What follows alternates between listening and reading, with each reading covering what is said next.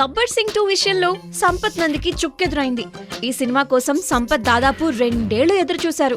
పవన్ అభిరుచికి తగ్గట్టు స్క్రిప్ట్ లో మార్పులు కూడా చేశాడు. కానీ ఈ సినిమా నుంచి సంపత్ నందిని తప్పించి మరో దర్శకుని ఎంచుకున్నారని వార్తలు వినిపిస్తున్నాయి. అయితే చిత్ర బృందం ఈ విషయాన్ని అధికారికంగా ప్రకటించలేదు. దాంతో సంపత్ నందిలో ఆశలు చావలేదు. ఈ సినిమాపై ఎంతో నమ్మకం పెట్టుకున్నా, ఇంతకాలం వెయిట్ చేశా. పవన్ కళ్యాణ్ పై నమ్మకం ఉంది, ఆయన నన్ను మోసం చేయరు అని సంపత్ తన సన్నిహితుల దగ్గర వాపోతున్నారట.